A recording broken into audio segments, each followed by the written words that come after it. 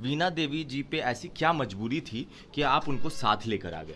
कि पार्टी ने तमाम उन नेताओं को टिकट नहीं दिया जो चुनाव की या सीटों की घोषणा होने के बाद जिन्होंने दरवाजे खटखटाने शुरू किए। आपने कहा कि हमने उन्हीं लोगों को लिया जो पहले से थे और टिकट मिलने से पहले दरवाजा खटखटाने लगे थे। बट शांभवी चौधरी जी का नाम आता है, जो मंत्री जी की बेटी भी रही हैं अशोक चौधरी की। उन्होंने कभी झंडा भी नहीं पकड़ा और ना ना कभी कहीं किसी तरीके से आपके साथ इन्वॉल्वमेंट था, राजनीतिक इन्वॉल्वमेंट। फिर आपने अपने पार्टी के युवाओं को छोड़कर उन पे क्यों भरोसा जताया? नीतीश जी से रिश्ता कैसा है अब आपका? अब लगते हैं वो विकास पुरुष हैं, क्योंकि आपसे का मैंने जितना इंटरव्यू देखा है किया है उसमें आपने कहा कि अब नहीं होगा इनसे विकास। अब लगता है कि विकास कर पाएंगे वो। और दिन के बाद मुस्कुराते हुए आपकी और नीतीश कुमार की तस्वीर आई थी। ये पता नहीं हुआ कि बात क्या हुई थी जिससे मुस्कुराहट आ रही थी, क्या बातें हुई थी, शॉर्ट में अगर आप बता सके तो। चुनावी बिगुल फूका जा चुका है और हर चुनाव में एक तरह से जिस पे सबसे ज्यादा नजर होती है चिराग पासवान, चुनाव से पहले और चुनाव के बाद। अब पहले फेज का चुनाव है और चुनाव पहले फेज में जो है जमुई में है, जिसमें चिराग कहते थे कि हम जवान होकर आए हैं, बूढ़े होकर जाएंगे, मगर जवानी में यहां से निकल लिए, जीजा जी को देकर गए हैं यहां से। चिराग पासवान हमारे साथ मौजूद हैं। चिराग पासवान जी, सवाल ये हो रहा है कि चिराग पासवान को जीजा जी ही यहाँ क्यों मिले और कोई कैंडिडेट क्यों नहीं मिला? यार, क्योंकि जिस रिश्ते से मैंने जमुई में पिछले 10 साल बिताए हैं, मेरा कोई अपना ही मेरे अपनों का वैसे ध्यान रख सकता था। ऐसे में मेरे परिवार का सदस्य ही उस भावना को समझ सकता था जिस भावना के साथ मैंने पिछले 10 वर्ष जमुई में मैंने कार्य किया। मैंने कभी नेता बनकर, सांसद बनकर नहीं, जो रिश्ता यहाँ की जनता के साथ बना और जो आपने प्रश्न में बोला भी कि युवा अवस्था में आया था, बुजुर्ग बन के जाऊँगा, ये वो माध्यम है। कोई अगर और कोई नेता होता, मेरी पार्टी का कोई और व्यक्ति होता, तो संभवतः उनका भी रिश्ता एक सांसद और एक राजनीतिक क्षेत्र का वो रिश्ता होता।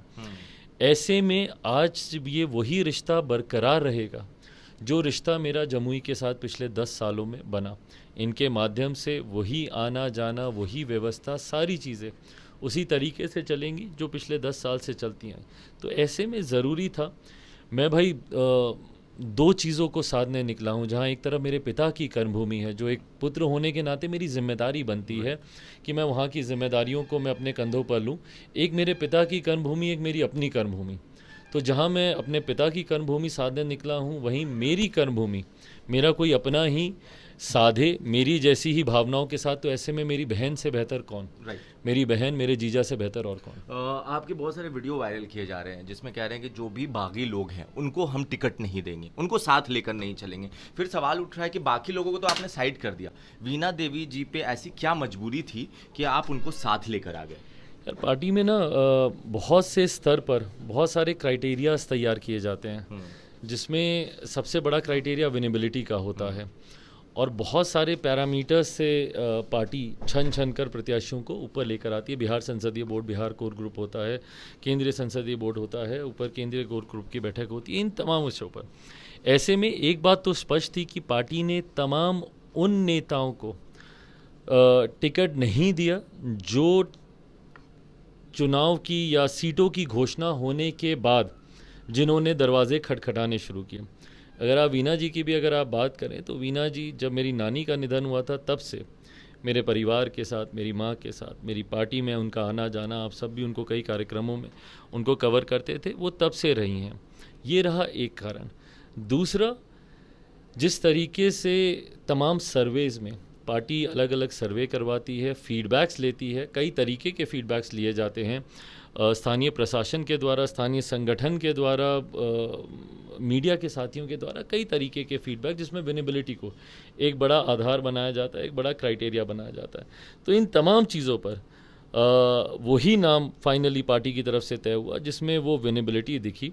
और ये भी बात का ध्यान रखा गया कि ऐसे लोग जो कि टिकट की घोषणा के बाद दरवाज़ा खटखटाने लगे हैं, कम से कम पार्टी उनसे दूर रहे। राइट। आपकी पार्टी दिन ब दिन मजबूत होती गई, आपने ज़मीन पे काम भी किया और कैंडिडेट भी बहुत दिखने लगे। आपने कहा कि हमने उन्हीं लोगों को लिया जो पहले से थे और टिकट मिलने से पहले दरवाज़ा खटखटाने लगे थे। बट शांभवी चौधरी जी का नाम आता है, जो मंत्री जी की बेटी भी रही हैं अशोक चौधरी की। उन्होंने कभी झंडा भी नहीं पकड़ा और ना कभी कहीं किसी तरीके से आपके साथ इन्वॉल्व इन्वॉल्वमेंट था, राजनीतिक इन्वॉल्वमेंट, फिर आपने अपने पार्टी के युवाओं को छोड़कर उन पे क्यों भरोसा जताया? भाई शांभवी अशोक जी का आप जिक्र कर रहे हैं, उनका भी रिश्ता हम लोगों से लंबे समय से रहा है। और मेरे लिए आज की तारीख में ये एक बड़ी बात है कि मैं जिस युवा और महिला समीकरण, जिस MY समीकरण की मैं बात करता हूँ, वो MY समीकरण मुझे अपनी पार्टी में देखने को मिला, जहाँ पर युवाओं का प्रतिनिधित्व है, पढ़े लिखे युवाओं का प्रतिनिधित्व है। ऐसे युवा जो भारत की संसद में जाकर जब बिहार को रिप्रेजेंट करेंगे, जब बिहार का प्रतिनिधित्व करेंगे, तो बिहार की वो नई छवि जो पढ़े लिखे युवाओं की आनी चाहिए, वो छवि दिखेगी। युवा बिहारी मैं अपने आप को कहता हूँ, मेरे हर प्लेटफॉर्म पे आप देखेंगे युवा बिहारी हम लोगों ने लिखा है। उस तरीके से ऐसे पढ़े लिखे युवाओं का सामने आना ज़रूरी है, और उसी सोच के साथ जहाँ पर महिलाओं का भी उचित प्रतिनिधित्व किया गया है। लास्ट सत्र में हम लोगों ने नारी वंदन अधिनियम हम लोगों ने पारित किया। ऐसे में 5 सीमित सीटों पर मैं चुनाव लड़ रहा हूँ, उसमें हम लोगों ने महिलाओं के भी रिप्रेजेंटेशन दिया। पूछ रहे हैं, और सवाल अगर ना पूछूं तो भाई मेरे ये विरोधी उस दिन भी सवाल पूछेंगे जिस दिन रिजल्ट आएगा। और जैसा मैंने कहा कि किसी भी पार्टी, किसी भी दल के लिए विनेबिलिटी बहुत बड़ा फैक्टर है। एक आखिरी सवाल कर लेते हैं, क्या लगता है आप इस बार 5 सीट पे लड़ रहे हैं? 7 से शुरुआत हुई, फिर 6 पे आए, 5 पे आए, फाइनली जीत हो गई, चाचा को इस गठबंधन में भी नहीं रखा गया। ऐसा क्या चिराग पासवान की उस लाइन में था कि हमारा गठबंधन जनता के साथ है, किसी पार्टी के साथ नहीं? क्या बातें हुई लास्ट दौर में? अच्छा, मैं ईमानदारी से बोलूँ, उस लाइन से पहले गठबंधन में बहुत सारी चीज़ें तय हो गई थी। उस वाली लाइन के बाद गठबंधन में कुछ तय हुआ हो ऐसा नहीं है। अगर आपको याद हो, अगर आप पूरी क्रोनोलॉजी देखें, तो उससे पहले मेरी एक राउंड की मुलाकात भाजपा के राष्ट्रीय अध्यक्ष JP नड्डा जी से हो चुकी थी, और उस मुलाकात में कई चीज़ें तय हो गई थी। वो एक स्वाभाविक सी लाइन थी। अगर आप उसको किसी प्रेशर पॉलिटिक्स के तौर पर अगर आप जोड़कर देख रहे हैं कि उस लाइन के कहने या बोलने के पीछे कोई कारण था, जबकि हकीकत है कि तब तक मैं मेंटली अपने दिमाग में नेगोशिएशंस को लेकर मैं एकदम क्लियर था। और उसके तुरंत बाद आई थिंक जब वो सभा हुई थी, उसके 1 या 2 दिन के बाद भारतीय जनता पार्टी के राष्ट्रीय अध्यक्ष JP नड्डा जी से मिलकर मैंने अपनी तरफ से तो मैंने घोषणा कर दी थी। अलायंस को समय लगा था, मैंने सीटों की संख्या नहीं जाहिर की थी, बट मैंने ये कहा था कि फाइनलाइज हो गया, फॉर्मलाइज, जो मैंने ट्वीट किया था कि चीज़ें सारी फॉर्मलाइज हो गई, तो घोषणा मैंने अपनी तरफ से मैंने कर दी थी। तो ऐसे में उस लाइन का कोई बहुत ज़्यादा, हाँ, बाद में मायने निकाले जा रहे थे, क्योंकि औपचारिक घोषणा हम लोगों ने नहीं की थी, बट उसका ऐसा कोई चाचा को बुलाएंगे प्रचार करने के लिए, क्योंकि अब वो NDA में फिर से वापस आ गए हैं? भाई अच्छी बात है, NDA के गठबंधन का वो आएंगे प्रचार करने आप? मैं कोई नहीं होता उनको बुलाने नहीं बुलाने वाला, ये गठबंधन को तय करना है। जो कोऑर्डिनेशन कमेटी हम लोगों ने बनाई है प्रचार प्रसार को लेकर, ये सारे फैसले वहाँ से। नीतीश जी से रिश्ता कैसा है अब आपका?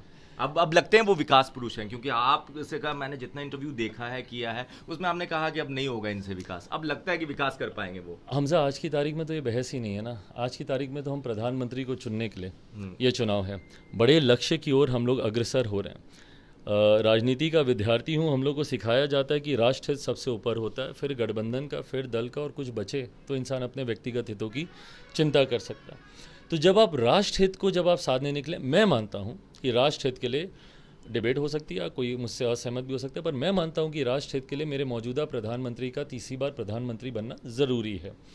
उनका तीसरी बार प्रधानमंत्री बनाने के लिए गठबंधन के हित में है कि गठबंधन के तमाम दल एक साथ एक लक्ष्य को तय कर उस पर आगे बढ़ें। तो फिलहाल हम लोग उस लक्ष्य को सामने रखकर तमाम दल, ऐसे में बहुत बड़ी हम लोग चूक कर जाएंगे कि किसी गठबंधन में 2 दल आपसी मतभेद में अगर उलझ गए, अगर हम लोग उसी में उलझ गए, तो इसका सिरे से नुकसान गठबंधन को होगा, लाभ इसका विपक्ष लेके जाएगा। तो आज की तारीख में जब बिहार में 40 की 40 सीटें जिताने की जिम्मेदारी इस गठबंधन की है, जिसमें ये तमाम 5 पार्टियां शामिल हैं, मुख्यमंत्री जी की पार्टी है, मेरी है, भाजपा की है, उपेंद्र कुशवाहा जी की है, मांझी जी की है, हम लोगों के ऊपर है, तो ऐसे में कोई चूक नहीं हो आपसी मतभेद की वजह से, उसको ध्यान रखते हुए हम लोग बड़े लक्ष्य की ओर अग्रसर हो रहे हैं। एक आखिरी सवाल कर लेते हैं, उसके बाद खत्म। अब बहुत दिन के बाद मुस्कुराते हुए आपकी और नीतीश कुमार की तस्वीर आई थी, ये पता नहीं हुआ कि बात क्या हुई थी जिससे मुस्कुराहट आ रही थी, क्या बातें हुई थी, शॉर्ट में अगर आप बता सके तो? देखिए, चुनाव को लेकर ही तमाम चर्चाएं हुई, कैसे प्रचार प्रसार होगा, किसके कार्यक्रम कितने कहाँ कैसे लगेंगे, इन तमाम विषयों को लेकर सरसरी चर्चा हुई। बहुत गंभीर चर्चा करने का कोई उद्देश्य भी नहीं था वहाँ पर, क्योंकि ये सारी बातें कोऑर्डिनेशन कमेटी में तय होनी है। उन बातों को लेकर चर्चा हुई। और तस्वीर तो जब कोई खिंचाता है चेहरे पे मुस्कुराहट लेके आता ही है। ओके, तस्वीर बहुत कुछ बोलती भी है और तस्वीर बहुत कुछ बोल रही थी। बागी चिराग पासवान ने सारे सवालों का जवाब दे दिया है। आप अपनी राय नीचे कमेंट बॉक्स में लिखें।